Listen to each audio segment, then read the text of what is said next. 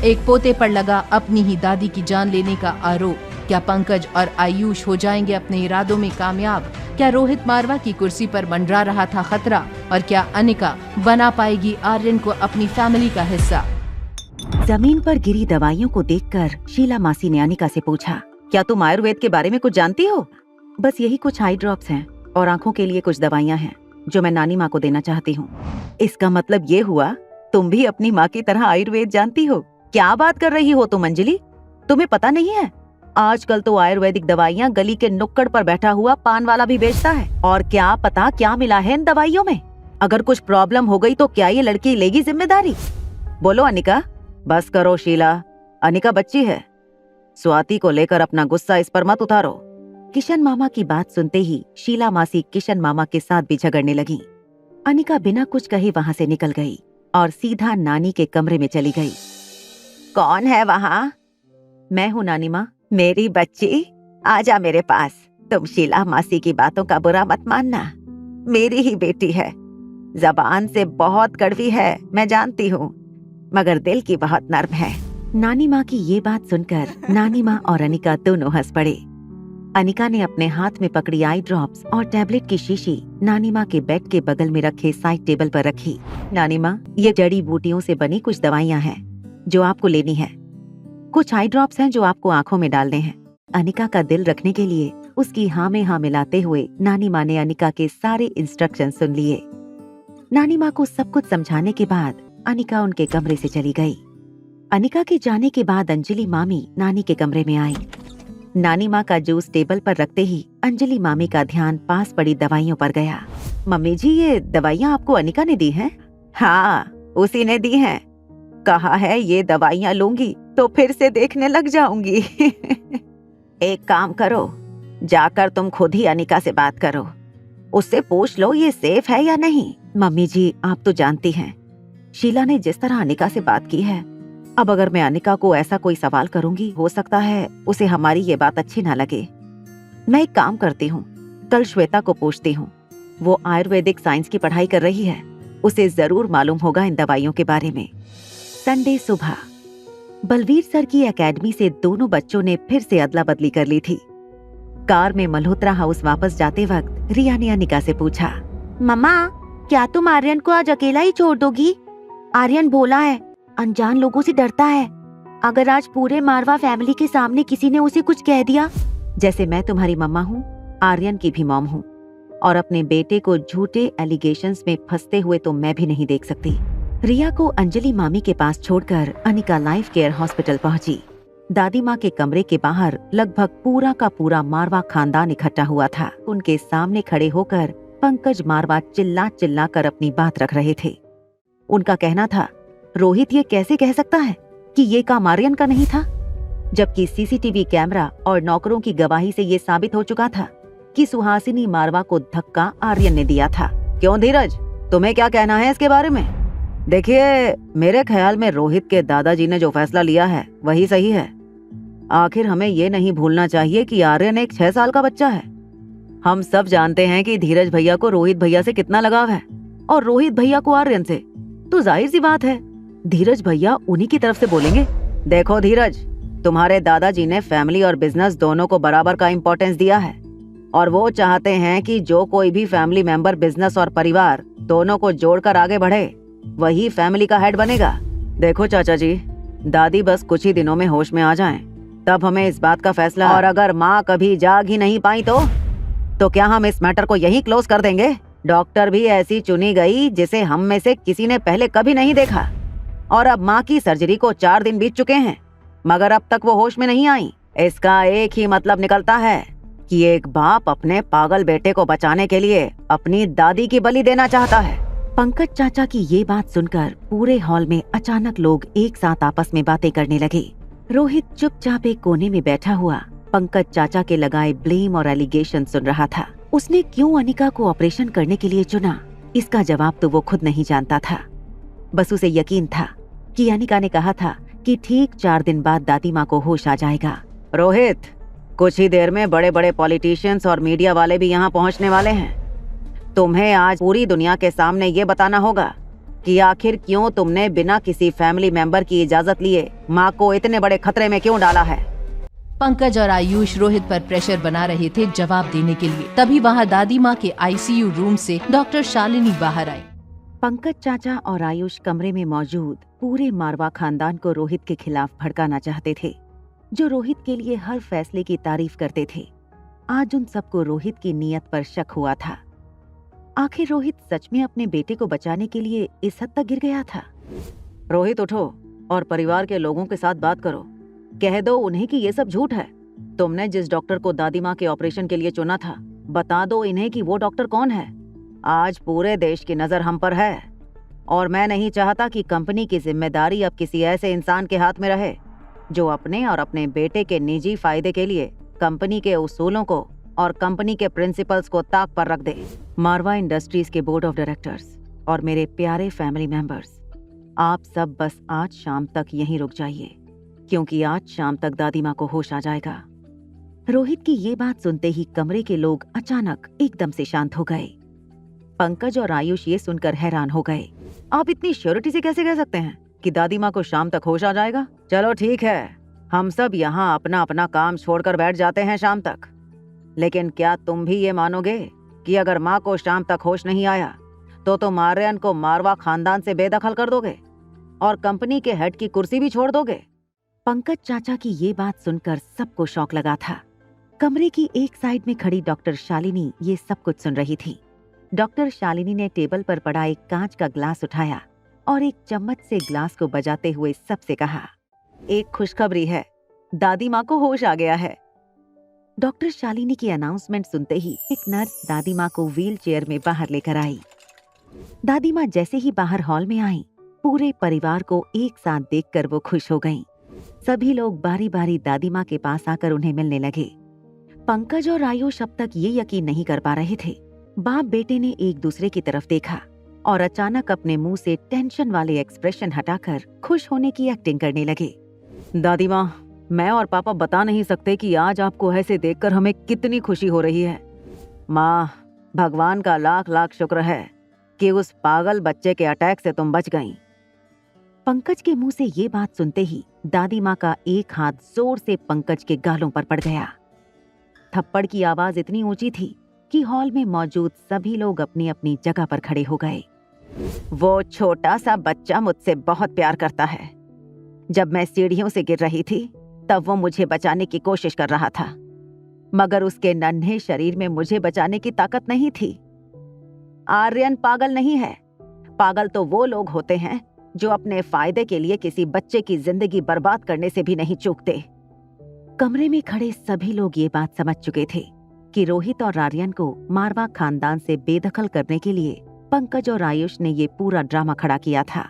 दादी माँ ने डॉक्टर शालिनी को अपने पास बुलाया और रोहित से कहा, एक बात कहूँ रोहित, आज मैं जो वापस होश में आ सकी हूँ वो बस सिर्फ इसी लड़की की वजह से। दरअसल मेरे गुरुजी इस टैबलेट को कुछ ही दिनों में लॉन्च करने वाले थे, मगर मैंने उनसे स्पेशल परमिशन लेकर दादी माँ के लिए दवाई मंगवा ली। मिस्टर मारवा, ये दवाई का चमत्कार ही है। डॉक्टर शालिनी की बातें सुनकर अनिका कमरे से बाहर निकल गई। रोहित फौरन अनिका के पीछे दौड़कर गया, मगर जब तक रोहित कॉरिडोर में पहुंचता, अनिका एलिवेटर से जा चुकी थी। रोहित जानता था कि डॉक्टर शालिनी के दावे झूठे हो सकते थे।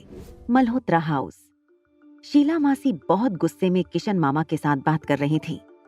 उन्हें अभी अभी किसी ने फोन करके ये खबर दी थी कि मल्होत्रा फार्मेसी के सबसे बड़े कॉम्पिटिटर कल्याण शास्त्री की कंपनी शास्त्री आयुर्वेदा ने अमृत टैबलेट का ऐलान किया है। कुछ ही दिनों में वो एक साथ प्रोडक्शन डिस्ट्रीब्यूशन शुरू करेंगे। ये अमृत टैबलेट तो स्वाति ने बनाई थी। ये कल्याण शास्त्री कैसे क्लेम कर सकता है कि ये टैबलेट्स उसने बनाई है? ये सब स्वाति की गलती है। काश मेरे पास वो किताब होती जिसमें सारे के सारे मेडिकल फॉर्मूला लिखे थे, तो आज हमने सालों पहले ही अमृत टैबलेट मार्केट में उतारी होती। और आज मल्होत्रा फार्मेसी देश की नहीं बल्कि दुनिया की नंबर 1 फार्मेसीज में से एक होती। मगर अब तो ये कल्याण पूरा मार्केट कैप्चर कर लेगा। उसकी कंपनी नंबर 1 पोजीशन हासिल कर लेगी और मल्होत्रा फार्मेसी हमेशा हमेशा के लिए मिट्टी में मिल जाएगी। किशन मामा और अंजलि मामी की बेटी श्वेता ड्राइंग रूम में खड़ी हुई ये सब कुछ सुन रही थी। कंपनी के बंद होने की खबर सुनकर श्वेता बहुत घबरा गई थी। अंजलि मामी ने उसे समझाते हुए कहा, बिजनेस में उतार चढ़ाव तो होते ही रहते हैं, तुम चिंता मत करो, सब कुछ ठीक हो जाएगा। हाँ, मैंने तुम्हें कहा था ना कि दादी माँ के टेबल पर कुछ आयुर्वेदिक टैबलेट रखी हैं। जरा तुम चेक करके बता सकोगी एग्जैक्टली टैबलेट क्या है? ये कहते हुए अंजलि मामी श्वेता को दादी माँ के कमरे में ले गई। जैसे ही उन्होंने दरवाजा खोला, अंजलि मामी ने देखा दादी माँ खिड़की के पास खड़ी हुई अपनी आंखें मसल रही थीं। अंजलि मामी दौड़कर उनके पास गईं और उनसे पूछा, मम्मी जी क्या हुआ? क्या हो रहा है आपको? श्वेता ने अपनी दादी को पकड़कर बेड पर बैठाया और पूछा, दरअसल मैंने वो आई ड्रॉप्स और वो टैबलेट कल रात को खाई थी और मुझे लग रहा है मेरी आंखों में कोई रिएक्शन हो रहा है। अंजलि मामी और श्वेता दोनों को टेंशन होने लगी। अंजलि मामी ने फौरन टेबल पर पड़ी दवाई की शीशी श्वेता को दी और कहा, श्वेता, तुम तो आयुर्वेदिक मेडिसिन के बारे में काफी कुछ जानती हो। देखो, क्या ये मेडिसिन तुम्हारी दादी के लिए सेफ हैं? श्वेता ने शीशी का ढक्कन खोलकर उसमें रखी दवाइयों को अपने नाक से लगाया। गीली मिट्टी और जंगल के रेयर फूलों के कॉम्बिनेशंस वाली ये खुशबू इंसान को 1 सेकंड में ताजगी से भर देने वाली थी। श्वेता के एक्सप्रेशन देखकर अंजलि मामी ने उससे पूछा, क्या ये दवाइयाँ सेफ हैं तुम्हारी दादी माँ के लिए? क्या मैं ये दवाई अपने साथ ले जा सकती हूँ? बिल्कुल ले जाओ बेटा, मैं लेबोरेटरी जाकर अच्छे से इन दवाइयों को एग्जामिन करूंगी, फिर तुम्हें फोन करके बताऊंगी। अनिका कार ड्राइव करके घर वापस लौट रही थी। अनिका के मन में सिर्फ एक ही ख्याल बार बार आ रहा था, किस तरह वो आर्यन को अपने साथ रख सकती थी। अपने बेटे को पाने के लिए अनिका ने अपने आप को यहाँ तक तैयार कर लिया था कि अगर जरूरत पड़े तो वो रोहित से शादी भी कर लेगी। जब अनिका का ध्यान फोन की स्क्रीन पर पड़ा तो उसने देखा कि उसके पापा गौतम गुलेरिया उसे फोन कर रहे थे। अनिका ने गाड़ी के ब्लूटूथ से फोन कनेक्ट करके गौतम गुलेरिया का फोन रिसीव किया। फोन के रिसीव होते ही उन्होंने कहा, तुम्हारी बहन कामिनी और मनीषा बिल्कुल ठीक कहते थे, तुम पर विश्वास कभी नहीं करना चाहिए। अरे जो लड़की अपने बाप को धोखा दे सकती है, वो लड़की किसी भी हद तक गिर सकती है। गौतम गुलेरिया को इस बात का पता लग चुका था कि वो 2 करोड़ रुपए जो अनिका ने गौतम गुलेरिया के अकाउंट में ट्रांसफर किए थे, वो उसके अकाउंट से फिर से निकलकर अनिका के अकाउंट में ट्रांसफर हो गए थे। अब चुप क्यों हो? बोलती क्यों नहीं? एक बात पूछूं आपसे, क्या आपसे शादी करते वक्त मेरी माँ अंधी थी? ये कहकर अनिका ने गौतम गुलेरिया का फोन काट दिया। अनिका जानती थी कि वो चाहकर भी आर्यन का कुछ नहीं बिगाड़ सकते, क्योंकि आर्यन रोहित मारवा की कस्टडी में था। अभी अनिका के मन में ये सारी बातें चल रही थीं, तब बगल की सीट पर पड़ा उसका फोन फिर से वाइब्रेट होने लगा। इस बार अनिका ने सोच लिया था कि वो गौतम गुलेरिया को ऐसा सबक सिखाएगी कि वो दोबारा उसे फोन करने से पहले 100 बार सोचे। अनिका ने बिना स्क्रीन देखे फोन रिसीव कर लिया। क्यों बार बार मुझे फोन करके परेशान कर रहे हो? एक बात कहूं, अगर तुम मर भी गए तो मेरे पास तुम्हारे फ्यूनरल में आने के लिए वक्त नहीं है। मिस अनिका, ये क्या कह रही हैं आप? अब mister Marwah, I am sorry, वो कब से मुझे कोई बार बार फोन करके परेशान कर रहा था, इसलिए। आई एम श्योर आपको काफी लोग फोन करके परेशान करते होंगे।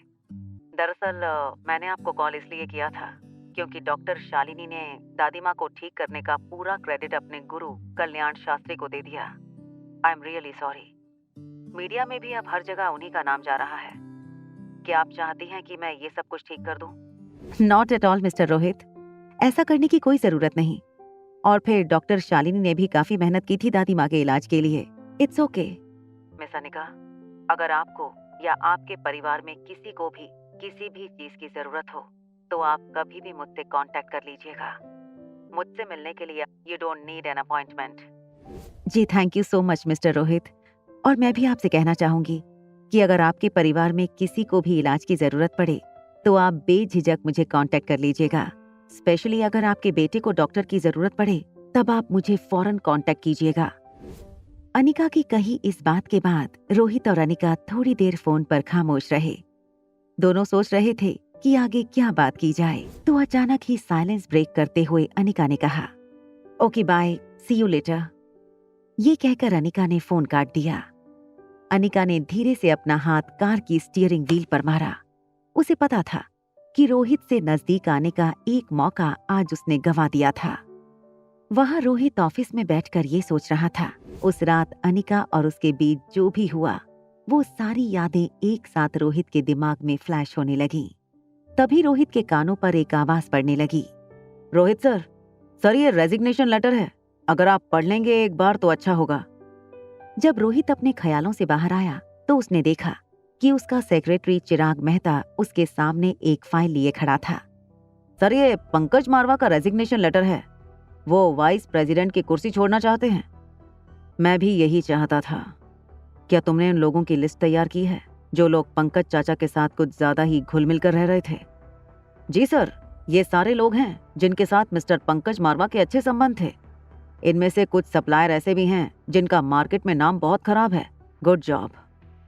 दरअसल इतने टाइम से रोहित इसलिए पंकज चाचा की मनमानियां चलने दे रहा था, मगर अब रोहित उन लोगों से चुन चुन के बदला लेने वाला था। जैसे ही अनिका मल्होत्रा हाउस पहुंची, उसने देखा कि किशन मामा और शीला मासी लिविंग रूम में सोफे पर बैठे थे। दोनों के चेहरे देखकर ये साफ पता चल रहा था कि अभी अभी घर में कोई बहुत बड़ी टेंशन हुई थी। इससे पहले कि अनिका किशन मामा से कुछ पूछती, शीला मासी ने टेबल पर पड़ा चाय का कप उठाकर अनिका के मुंह पर चाय फेंक दी।